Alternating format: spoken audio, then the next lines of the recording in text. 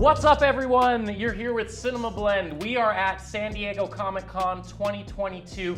We are exhausted. It's been a long trip, and we just got our second win because the Marvel panel at Hall H just got out, and we are buzzed from the amount of stuff that they announced. So we had to hop on a video, talk about it ASAP. I'm gonna kick it right to Eric Eisenberg because this guy's encyclopedic knowledge and memory will come in handy with all of the nonsense they announced. So go ahead and take Well, it. I mean, that is a challenge because they announced a lot. Like, honestly, like, I was expecting a fair amount of stuff. At the same time, like, I knew that this Comic-Con was coming before D23 this year, so there's probably gonna be a split between the announcements. But holy crap, did they completely just reveal so much. I mean, they revealed new titles. They delineated the difference between Phase 5 and Phase 6. Yeah. They showed off a ton of new footage from a bunch of new films. So we saw a bunch of shows announced, movies. Like, it was madness and really exciting stuff. This is good times. It's a good time to be a Marvel fan. So when you speak of new titles, let's run down what they highlighted in the panel. Sure. I mean, there's a bunch. I mean, for starters, Blade, which was announced at Comic-Con in 2019, finally got a release date. It's going to be coming out in fall of next year, starting filming in October.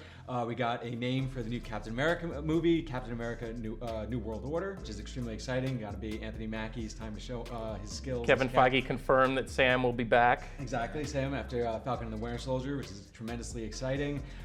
They announced a brand new Daredevil series, which is going to be 18 episodes, which is all kinds of nuts, with Charlie Cox, Vincent D'Onofrio confirmed, following up on Echo. But obviously, the big three that we have to talk about are the big three that they announced as part of Phase 6, which is Fantastic Four, which is another project they announced in 2019, and then they are going to wrap up Phase 6 with 2 Avengers movies, Kang Dynasty and Secret Wars, which is nuts. Kang Dynasty, did we know previously that Jonathan Majors was going to be such a pivotal part of these phases, or was, I mean... I think it was like lightly introduced, and I think the whole idea with like He Who Remains was like a way to incept that idea into a lot of fans being like, you're going to see a lot of this guy in different forms. Plus we have, you know, they gave it a name, the Multiverse Saga. We finally have a name for like everything that we've been watching, what's coming up, and it makes sense for the Kang storyline. You know, so it makes sense. I'm excited that we have like a definite title. Yes. But what blows my mind about the Avengers movies is that they're both coming out in the same year, which sounds like an unbelievable task to accomplish. Yeah, I do not envy the filmmakers that have to take that on. I'm already exhausted. Yeah. It's going to be a bonkers year for journalists. Right, exactly. Yeah, just covering this is going to be nuts. But I mean, as far as Kang goes, I mean, I am just super excited about it, just because Kang is one of the premier villains of the Marvel of the Marvel universe, Marvel Comics. He was one of the earliest enemies that the Avengers actually faced off of. He's incredibly powerful because he has all this access to time travel. He's able to go into the future and get all these incredibly advanced technologies that basically make him unbeatable. He is a remarkable threat, and as we saw in Loki from He Who Remains, as you mentioned, everything is going to be kind of going towards chaos in a minute. And we also got to see actually not just He Who Remains, but Kang the Conqueror himself in Ant-Man and the Wasp: Quantumania, the footage that premiered, which is a whole other section of this Comic-Con panel, the footage that they showed. But yeah, I mean, Kang actually appearing, he's being set up for some really big things, and it is exciting. Everyone was like, as soon as Jonathan Majors was announced, one of like the first like fan speculations to happen online was this is the new Thanos for the next set of for the next set of Avengers films, and that's essentially just. While we kind of knew that's what was going on, that was just confirmed tonight, right? And frankly, like, thank God, because Jonathan Majors is awesome. He's so good. If anyone that could do it, it's gonna be Jonathan. He's the most charismatic man. Like, he's just the best, dude. And I mean, I am also curious because, I mean, one thing about I'm curious about his look and how it's going to evolve also, because when we saw him in the Ant-Man and the Wasp: Quantumania footage, he looks basically like He Who Remains, but we also got to see Andy Park, who's a concept artist from Marvel Studios, posted some concept art online, which actually features Kang looking more like his comic book counterpart. So I feel like there's going to be some interesting evolution there. Obviously, this is going to be such a major character over the next 4 years, that I'm really fascinated to see where he goes. I mean, you were in Hall H all day. We gotta come in. Eric and Sarah were in there in the trenches for like 8 hours, but I gotta ask. when it comes to Quantumania, was there any like standout things, or was it just kind of like, you know, it came and went because there were so many other titles? Honestly, it looks really cool. Like, I'm very excited for it. I mean, Paul Rudd is obviously a charisma machine. The guy, like, and the whole thing starts off with him having spent his time since Avengers Endgame, having written a book about his experiences saving the world. Oh, it was so funny. He's dedicating himself to being a father, but then he gets pulled into the quantum realm, and not only is there all this craziness that we kind of expect from the quantum realm, but we got a cool couple of cameos. We got Bill Murray just showing up out of nowhere, which was awesome. And we also got, as was confirmed after the footage shows, MODOK, which is another character who just showed very, very briefly, but I have no idea what they're going to do with him. But there was a rumor that it was going to be Jim Carrey who plays MODOK too. So I mean, if that happens, that'd be interesting. But there's a poster that was released, so if anyone wants to see what that concept art looks like,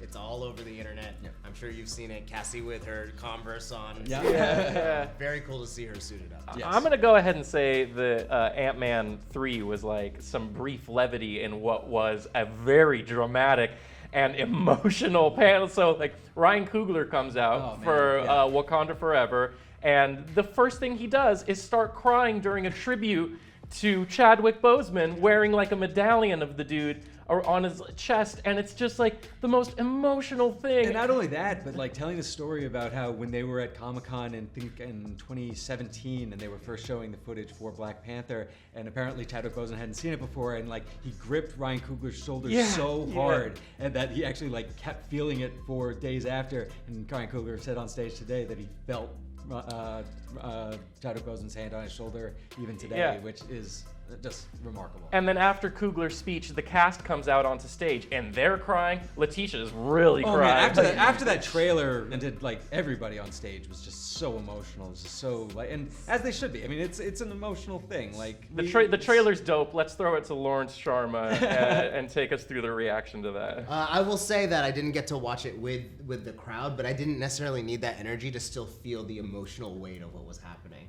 Like, literally, we were, like, Katie and I were in this room, we watched it on a small screen, but we had goosebumps, and it was painful, but also really exciting, because we see Namor in live action for the first time. That's cool. He looks so cool. Atlanteans stuff, skin. yeah, in general, yeah. And he was crying, too. We're all part of it, yes. And then he cries his way through a Spanish tribute to the crowd. I don't know what he said, but I cried. He did. I was sitting right here. He was watching it. I think Black Panther was such a cultural phenomenon, and it meant so much to so many people in so many different communities. And I hope that kind of that emotional weight carries for like the Latino and Hispanic community as well, getting to see themselves represented in, you know, and his name's Tinoch, right? Yeah. And so that's really great. But obviously, we're still dealing with what seems to be the loss of T'Challa, and we see Angela Bassett just bringing the heart. Oh my God! Talking about how her family was gone is just such a. I'm getting chills right now. I know, me too. I'm reliving it. But I mean, it also wasn't even the only emotional experience. I mean, obviously, they're like Chadwick Boseman's loss meant a lot, but like we're also seeing the end of Guardians of the Galaxy, and that footage was also just like. So powerful for just what it was showing. Another cast that came on stage to join James Gunn, they were crying too. Yeah, right. And they were getting emotional at the footage. I think we look at the Guardians movies as being kind of, you know, I would say they're more on the humorous side. Sure. You know, more like, you know, almost closer to like Taika's Marvel movies where you go in expecting laughs, but this looks fucking intense. and it really seems like by the footage, you're like, is this focusing on Rocket Raccoon? And then James Gunn clarified himself that he called it a large part of the story, but you could tell the implication by the footage and by his words were that we're really diving into Rocket's trauma. Yeah, and it does, and basically just kind of putting things together. It also seems that basically we're going to be learning about the origin of how Rocket went from being this little baby adorable raccoon, who they actually show as just a little baby raccoon, who gets basically tortured by the High Evolutionary. And turned into this more humanoid creature, and has been a miserable son of a bitch ever since. There was a quote about like they described him as what was it, the most tragic creature in the universe or something. that broke my Oh, heart. I think he said. Did he say the saddest creature in the Saddest? universe? No, it's, But because James yeah. Gunn was talking about when he first took on Guardians of the Galaxy, he was hesitant because it felt like putting Bugs Bunny in the Avengers. And then he goes, well, wait, if I have this goofy character, what am I going to do with that? And he goes, make him the saddest creature in the universe. And you're immediately, everyone's like, oh, fuck, we're about to find out some Rocket stuff that's going to break our damn It's gonna be hearts. sad, man. And like you even got kind of hints in it in Guardians of the Galaxy when Yes. like when they're in the prison and Quill sees his back for the first time. Yeah. And like so like this is clearly, and James Gunn has talked repeatedly about how much passion he has for Rocket as a character. And so like this is clearly the story that he very much wants to tell, and the idea that it's gonna be closing out the arc for the Guardians of the Galaxy is so awesome. So awesome. And I gotta include, for those of you who haven't seen the footage and obviously like weren't there, like it might have been my favorite part of the panel when Ash asked Sean Gunn what the most rewarding part about the Guardians experience is, and he starts choking up. He could hardly get the words out, and he says, "Working with my brother." Yeah. Come on. Like, I mean, of course that's what he's gonna say, but also, like, it was everyone's crying. There's such a, like, this is the huge Marvel Comic-Con blockbuster Hall H panel. There was way more tears and emotion than I ever expected. And I've been doing this for like over a decade now, so like I've never seen anything like that before. It was special. And you got to give props to Sean Gunn. I mean, he really is Rocket Raccoon. He's been there since day one. Yes, Bradley Cooper voices him, but you can tell he plays that character with so much passion and love, and I love that it's a family affair. And I'm really sad that this is going to be the end of the Guardians era. Yeah. And then it closed out with a repeat of the Wakanda Forever trailer, just to get us a second glance at. But as Eric said, he's been doing this for a long time, and so the fact that you're still giddy about it means it was a good presentation. They never fail to deliver. Do you have any closing thoughts? Let's get out of here. I mean, what's not to be thrilled about everything that they have coming? I mean, like, obviously it's a lot. I've had my own concerns about like oversaturation of Marvel, but at the same time, like, everything sounds good.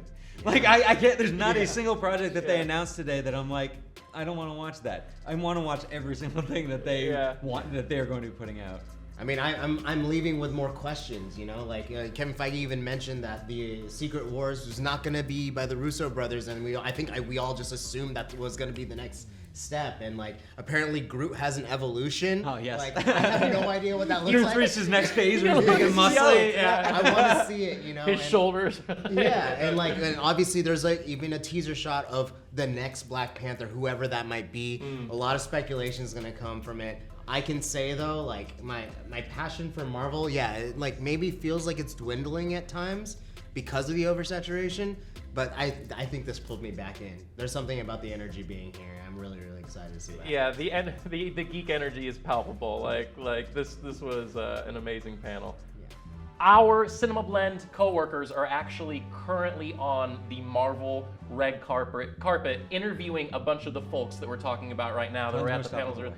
So that stuff is coming soon. So keep an eye out for that on CinemaBlend in the way of stories and videos. It's going to be great. Make sure that you hit subscribe, turn on your notifications. That way you don't miss anything. Thanks for watching, and we'll see you next time.